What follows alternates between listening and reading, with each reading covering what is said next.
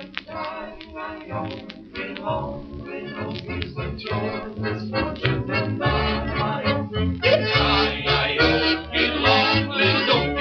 know that Wyoming will be your new home. Life on the Red Horse Ranch.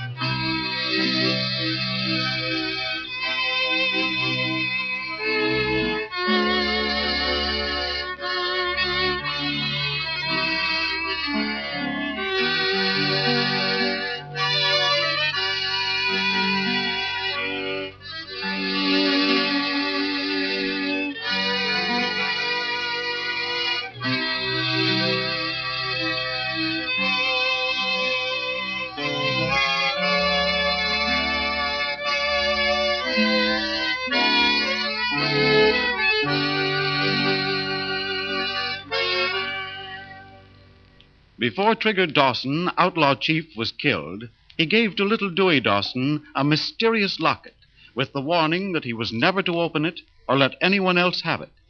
Since Dewey joined the folks on Red Horse Ranch, 2 of Dawson's old outlaw gang escaped from the Roaring River jail. Alabam and the boys believe that they are the 2 riders who have been trying to take that locket away from Dewey. But Dewey, remembering Trigger Dawson's warning, still insists that he must not open it. First, let's go down to the bunkhouse on Red Horse Ranch.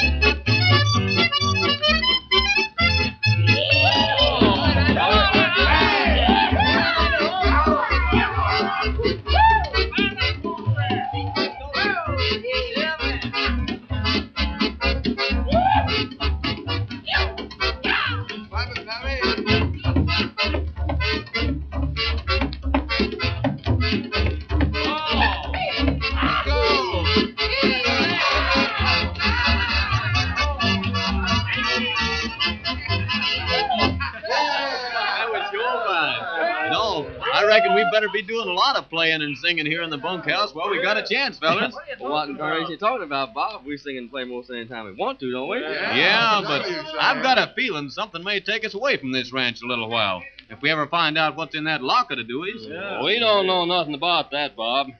There may not be anything worth seeing in that locket after all. It's a sure thing we'll never find out if Dewey won't let us open it. That's the stubbornest kid I ever saw in my life. Well, Dewey says his dad gave him that locket and told him never to open it or let anyone have it. He's just trying to be loyal to his dad. Yeah, but as long as his dad's dead, somebody's got to open that locket sometime, and it better be us and those outlaws. Must be something mighty important in that locket with the risk them outlaws took to try to get it. Well, I'll tell you, Bob, it wouldn't have to be so important. They might be just sort of superstitious about that locket. That's true. I remember an old friend of mine, Chief Blackfeather. He was a full-blooded Sioux Indian. Indian, huh? He used to have a charm he wore around his neck. Indians are superstitious, you know. Now, Idaho, are you right sure you ever saw an Indian? Why, sure I did. Me and Chief Blackfeather was the best of friends. Blackfeather? We got that way the time Well, I better tell you about that. Idaho's off again. We better sing, boys.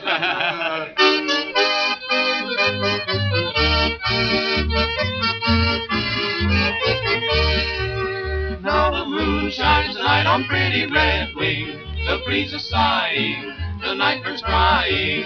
Far, oh, far, 'neath the star, her brave is sleeping, while Red Wing's weeping her heart away. There once lived an Indian maid, a shy little prairie maid, who sang a lay, a love song gay, as on the plains she'd while away the day. She loved the warrior bold, this shy little maid of old. But brave and gay he rode one day to battle far away. Now the moon shines tonight on pretty Red Wing, the breeze is sighing, the night bird's crying. Far, oh, far, 'neath the star, her brave is sleeping, while Red Wing's weeping her heart away.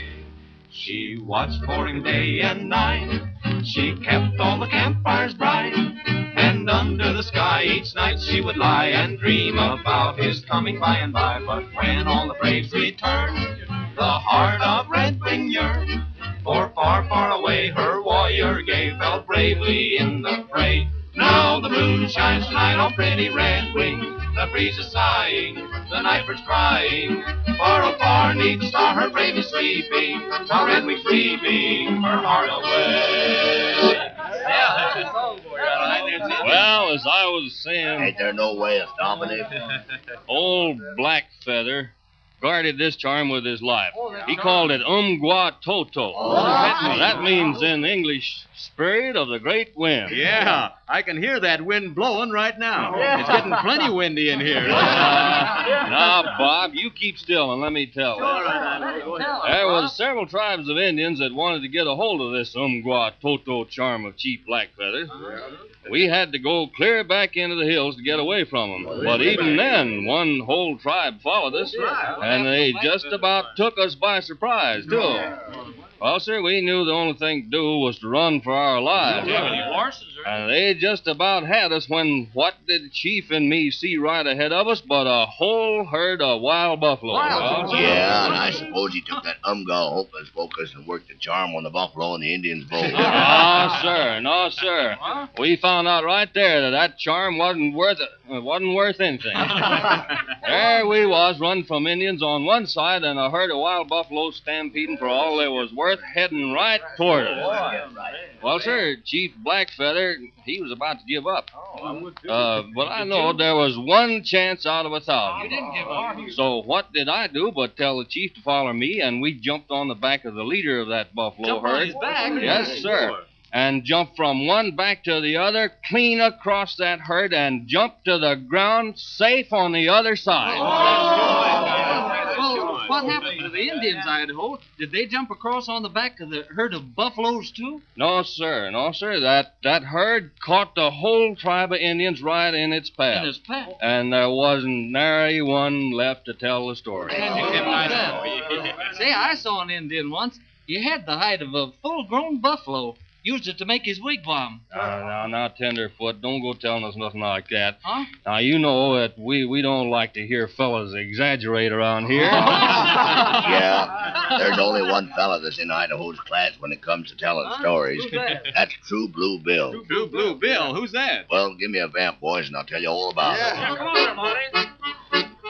I grew up in the mountains, out where the snakes have laid, where hoot owls speak in English, and the roosters lay square eggs. I shaved my beard and mustache the morning I was born, and that night beat up my old man and drank his rye and corn. Oh, I'm a truthful fellow. They call me True Blue Bill.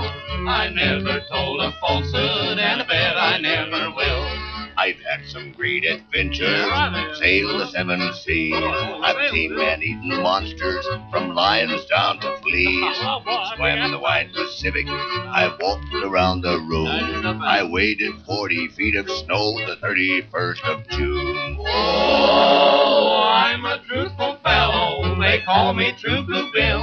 I never told a falsehood, and I bet I never will. One time when I was shipwrecked on islands in the sea, by cannibals I was captured and was tied up to a tree. They danced and beat their tom-toms. They got rather rough.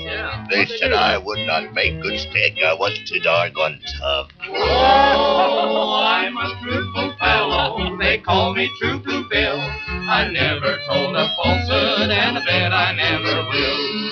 True Blue Bill.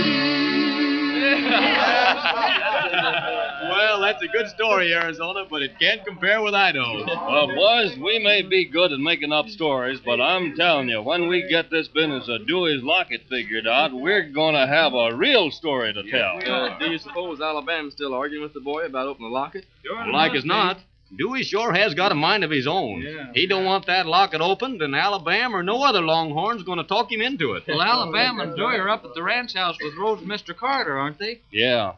Dewey ain't got much of a chance against them three. No, not them. But they'll be down before long. We might as well not let it bother us now. Sure, that's right, Idaho. Come on, boys, let's do some more singing. Say, we ain't tried Yellow Rose of Texas for a long time. We Yeah. haven't.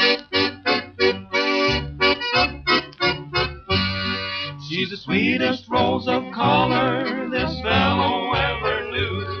Her eyes are bright as diamonds. Dewey, don't you see that we're trying to do this for your own good?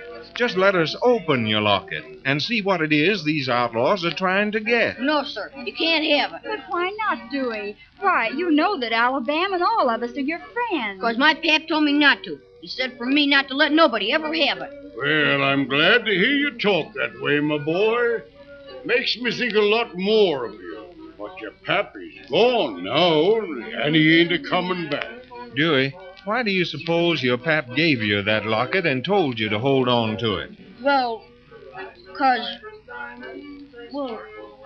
don't know. Well, he gave that to you because there's something in it that he didn't want anybody else to have. Them outlaws are trying to get it now, Dewey. We've got to find out what it is they're after. Dewey, listen. If you'll just let us open up that locket and see what's in it, well, then, if you want to, we'll put it right back and give it back to you. You know you can trust us. That's right, Dewey. Rose and Alabam and all the boys, they want to help you, you know. You see, Dewey, when your pap gave you this, he didn't know he was going to be killed. If you don't open it, nobody ever will. Well, you won't break it, will you? What? See, it's awful pretty. It is a beautiful locket. It must have been his mother's. It won't break, Dewey. See, there's the place to open it. Oh, well, here. Let me open it. All Careful, right. Dewey. Now, don't drop it. I won't. There. Just a second now. There, it's open. Oh, what's this? Why, there is something in there. Good night. All of this is a piece of paper. Let me see that. There's something on that piece of paper. Let me open it, But Dewey. what does it mean, Alabam? Well, wait till I get it open. There. Gee. By Jehoshaphat, it's a map. A map of Roaring River. Roll on, roll on. Here's a new mystery. A map of the Roaring River country in Dewey Dawson's locket.